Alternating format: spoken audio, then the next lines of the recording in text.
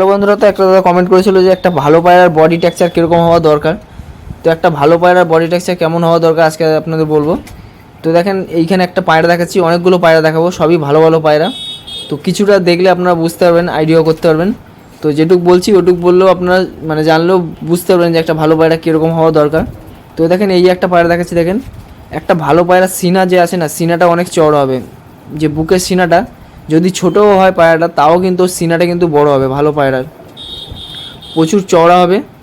আর পিছনের বডি টেক্সচারটা দেখেন, একদম হাতে ধরলে মনে হবে একটা পন্স মানে চিপলে যেরকম হয়ে যায়, পিছনের টেক্সচারটা একদম সরু হয়ে যাবে, হাতের মধ্যে মনে হবে মুঠোর মধ্যে লেজটা চলে এসছে, এতটাই সরু হবে পিছনটা।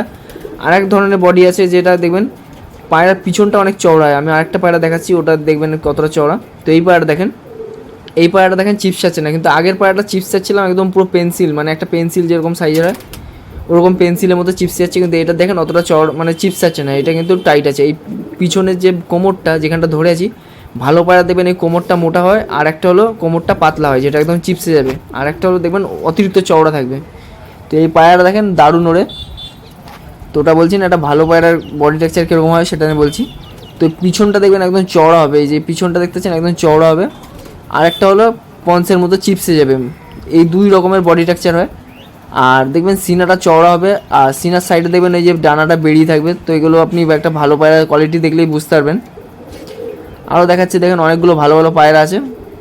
তো গরম আছে বলে আজকে আর ভিডিওটা অতটা করছি না, তার মধ্যে আমি আপনাদের দেখাচ্ছি। দেখেন তো এ দেখেন একটা বাচ্চা, তো এর দেখেন মানে হেড শেপটা দেখেন পুরো একদম কী বলে ড্রাগন ফেস, মানে ড্রাগন ফেসের যে পায়রাগুলো হয়। তো এগুলো আমার বেজি মাথা পায়রার বাচ্চা, যার কারণে এরকম হেড শেপ। তো এই দেখেন হেডশেপটা দেখেন, বাচ্চা পায়রা 4-5 পরের বাচ্চা। এখনই দেখেন হেডশেপগুলো কত সুন্দর হয়ে এসছে। দেখেন এইখানটা দেখেন একদম ভি শেপ বডি টেক্সচার এখানে। আর এর লেজটা দেখেন খোলা লেজের পায়রা। তো আর একটা দেখাচ্ছি, দেখেন এর সাথেই জোড়া, এই দেখেন দুটোই নর। হেডশেপটা দেখেন, আর এদের চোখের ওখানটা দেখেন, চোখটা দেখেন একদম চোখের দিক মানে ঠোঁটের দিক ঝুঁকানো আছে। ঠোঁটটা দেখেন, এই চোখের মণিটা দেখেন ঠোঁটের দিক ঝুঁকানো আছে। এই পায়রার মধ্যে প্রচুর নজর আছে। এরকম চোখ দেখলে আপনারা বুঝতে পারবেন যে চোখটা নিচের দিক ঝুঁকানো আছে ঠোঁটের দিকে। এই পায়রা প্রচুর নজর হয়। আর যে পায়রা দেখবেন হেলথ রিংটা দেখতে পাচ্ছেন, তো দেখেন পাটা আমি দেখাচ্ছি, হেলথ রিং যেটা মোটা হয় চোখের সাইডে থাকে। তো ওটা আমি ভালো করে একবার দেখিয়ে দেবো একটা ফটো বা কিছু দিয়ে, চোখটা কীরকম হওয়া দরকার একটা ভালো পায়রা। তো এই দেখেন এই পায়রাটা দেখেন, এই পায়রাটা উড়িয়েছিলাম 4 দিন পরও চলে এসেছিলাম, কিচ্ছু খাইনি। আর পায়রা অসুস্থ হয়ে গেছিলো 4 দিনেই। তো এই পায়রাটার সাথে একটা সমস্যা আছে, এই পায়রাটার চোখের পাতাটা কাটা আছে, যার কারণে পায়রাটা উড়লে একটু কষ্ট হয়, রক্ত মতো জমে যায় চোখের মধ্যে। একটা পায়রা অন্য পায়রা তাকে আঘাত করে পায়রাটার চোখটা কেটে ফেলেছে। তো এই পায়রাটাও দারুণ উড়ে। আর একটা দেখাচ্ছি, দেখেন মাথা খারাপ জেনারেশনে পায়রা, বাচ্চা পায়রা দেখেন দারুণ উড়বে। এটাই ফার্স্ট বাচ্চা, তো উড়ান টেস্ট করা হয়নি, কিন্তু পায়রা মানে যা আছে দেখে বোঝা যাচ্ছে যে পায়রা দারুণ উড়বে।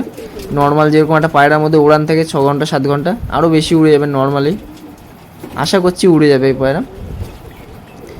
আর একদম চোখের মধ্যে দানা দানা ভর্তি, আর হেলথ রিং প্রচুর মোটা, আর এই পায়রার নজরও প্রচুর। আর একটা পায়রা দেখাচ্ছি, দেখেন বাচ্চা পায়রা,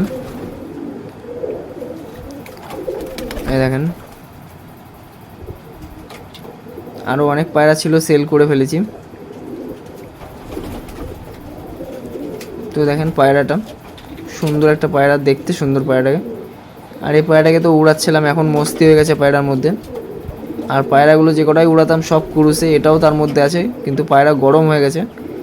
আর এই কদিন তো বৃষ্টি হলো, পায়রা উড়াতেও পারলাম না, সব পায়রা ভারী ভারী হয়ে গেছে। আবার কবে উড়াবো নতুন বাচ্চা সেট করে। তো যে কটা বাচ্চা তুলেছিলাম সেল করে দিয়েছি। দেখেন পায়রার ডানা, আবার কটা বাচ্চা তুলে আবার সেট করে কটা উড়ানোর জন্য রাখতে হবে। এই বাচ্চাগুলো আবার ডিম বাচ্চা করার জন্য, দেখেন কত পর চলে গেছে, প্রায় 6 পরের মতো চলে গেছে।